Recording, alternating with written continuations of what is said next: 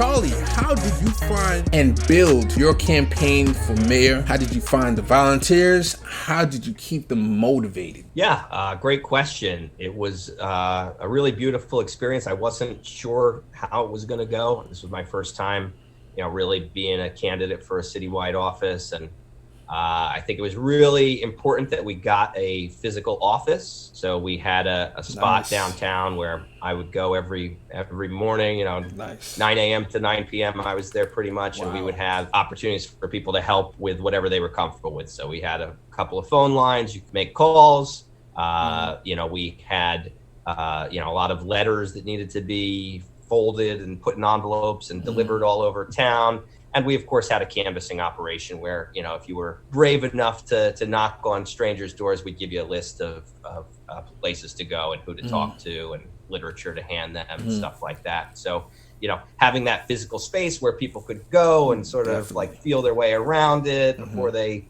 committed to something, get to meet me, get to meet the other people there. It's just a really beautiful experience because we had a lot of people who, I really, I considered them close, really deep personal friends now who I barely knew before I ran. And then they started coming, they started really, finding their place in the campaign and finding a task that they really liked doing. And then they get to know the other people there. And we kind of had a camaraderie, a family vibe that was really, really amazing.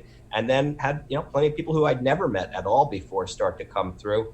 A lot of it was the result of social media. We did have the benefit of having, my years of experience in building a base on social media. And, when we'd put out the call, every couple of weeks, hey, if you want to come down to this thing, if you want to help out, here's where you sign up. And we got a significant number of people. I was also really, really blessed to have a great lady come into the campaign sort of towards the end and take on a lead role managing Chrissy Capella. It's just a really super professional who was able to really make the most of those incoming, leads that we had for potential volunteers and, having those kinds of opportunities and also just sort of being diligent and following up, following through was what helped us, bring together the whole movement. And we had, must have been on election day, at least, 40 or 50 people helping out. So it was definitely exceeding my expectations. Awesome. Is that something that you can do? I know coming from, I'm thinking to my college days, whenever I wanted somebody to, I was involved on campus in my fraternity, and anytime we had a community service event or a community event that wasn't very exciting, we would bribe people to come with pizza. So I'm just curious, is that legal? Yeah, food? Go ahead. Lots of food, lots of pizza. Nice. We spent hundreds of dollars on pizza at the place that was on our block where the office was, and we would bring it everywhere. We, if we're having an event for volunteers, bring the pizza. If you're having an event for voters, we bring the pizza. Yeah. And once in a while we go with falafel or other dishes, but a lot of pizza. Nice. So I want to ask you specifically. So your campaign manager. Did you have a campaign manager out the gate? Did eventually the volunteer right person came to you that you kind of turned them into your campaign manager? Answer that question. Yeah, so we, and this is a sort of a regret of mine, was that I basically was the candidate and the campaign manager for most of the. Tell us about how tough that was. Yeah. It was tough. I mean, I have a lot of experience managing campaigns, so I didn't, it wasn't like there was a learning curve, but it was challenging to do both jobs. Obviously, it's better if you have somebody else with, to handle the stuff you don't want to do, and also to keep you, to make sure you do the stuff that you need to do. But yeah, we were blessed in October.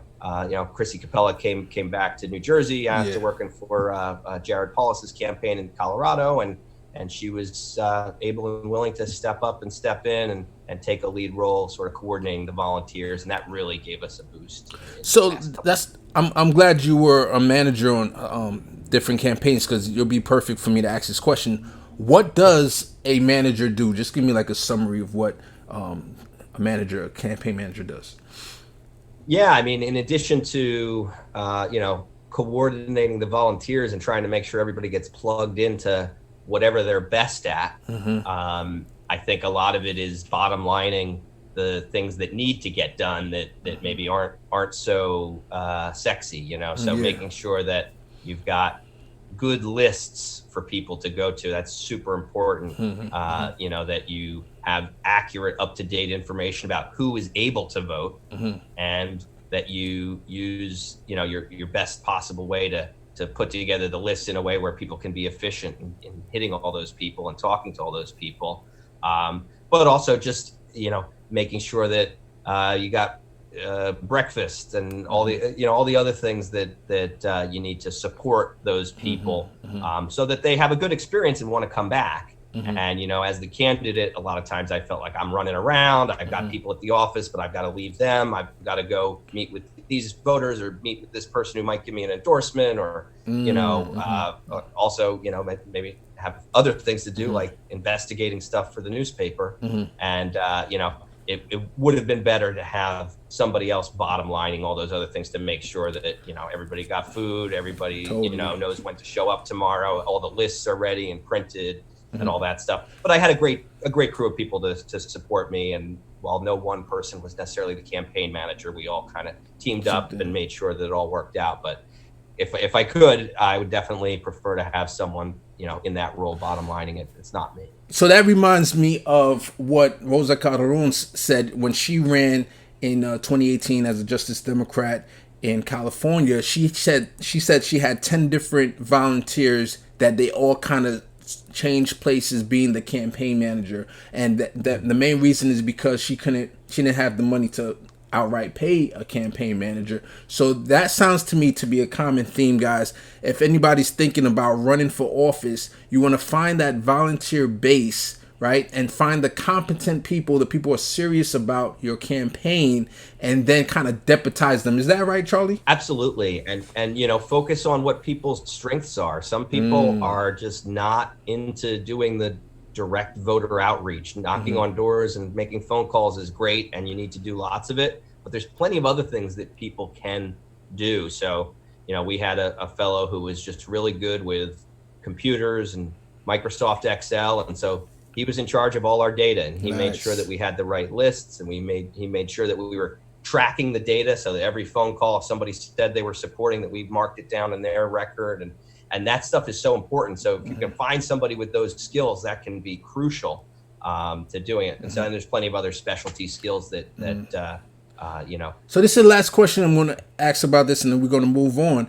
So these people that pour into your campaign, the ones that you found were very competent, they really cared about, let's say in your particular instance, New Brunswick, is that somebody that you would say, hey, you know, are you even thinking in your mind, when I become mayor, I could pull from this guy, he could be whatever position over here, and this could be my press secretary, etc. What you think? Well, you know, you're always thinking about the possibilities and want to you know, be creative and envision a future where things are going the way you want them to go.